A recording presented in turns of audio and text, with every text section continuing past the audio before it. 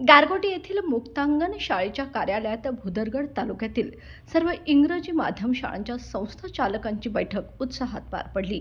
या बैठकीत शाळांचे दैनंदिन कामकाज, शालेय शुल्क निश्चिती, विद्यार्थ्यांच्या गुणवत्ता वाढीसाठी स्पर्धा परीक्षा, वार्षिक क्रीडा महोत्सव यांसारख्या महत्त्वाच्या मुद्द्यांवर चर्चा करण्यात आली।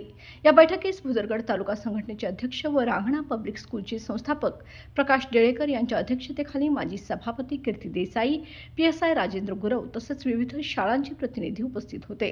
संघटनेचे सचिव व मुक्तांगणचे संस्थापक प्रफुल्ल जाधव यांनी सर्वांचे स्वागत केले। बैठकीच्या शेवटी इम्सा भुदरगड संघटनेचे तालुका अध्यक्ष प्रकाश डेळेकर यांनी उपस्थित सर्वांचे आभार मानले। तारा न्यूजसाठी प्रतिनिधी विक्रम खिंजळेकर, कोल्हापूर। नमस्कार, मी प्रकाश डेळेकर, संस्थापक रांगणा पब्लिक स्कूल, भुदरगड तालुक्यातील इंग्रजी माध्यमाच्या सर्व शाळांच्या संस्थापकांची बैठक आज गारगोटी या ठिकाणी अत्यंत उत्साहात पार पडली। आमच्या इंग्रजी माध्यमाच्या शाळांच्या सर्व प्रश्नांची सोडवणूक करणे आणि आमच्या ज्या अडीअडचणी असतील त्याबाबत कार्यरत राहणे हे आमच्या संघटनेचं उद्दिष्ट आहे। आमच्या विद्यार्थ्यांसाठी कॉम्पिटिटिव्ह एक्झाम घेणे, क्रीडा महोत्सवाचं आयोजन करणे किंवा आमची शाळेच्या फीच्या संदर्भात, RTEच्या फीच्या संदर्भात जे आमचे प्रश्न आहेत शासनाकडे प्रलंबित आहेत त्याबाबत संघटित होणे आणि आपल्या प्रश्नांसाठी, आपल्या न्यायासाठी आपण झगडणे याकरता जिल्हा स्तरावर आमची संघटना जी कार्यरत आहे।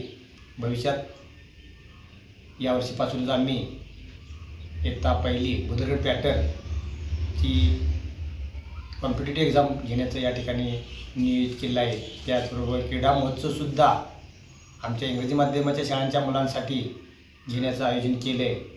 त्याचबरोबर इतर प्रश्नसुद्धा असतील आमचे, ज्या समस्या असतील त्या सोडवण्यासाठी आम्ही सर्व एकत्र येऊन, संघटनाचे संस्थाचालक एकत्र येऊन अशीच संघटना बळकट करण्यासाठी किंवा आमचे प्रश्न सोडवण्यासाठी प्रयत्नशील राहू असं या निमित्तानं मला वाटतं।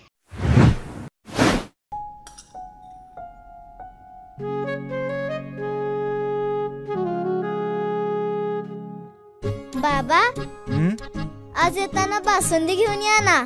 अगं, कालच आपण आईचा वाढदिवस होता म्हणून आणली होती ना।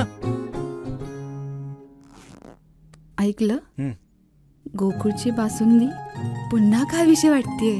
खरं सांगू, मलाही खावीशी वाटतेय।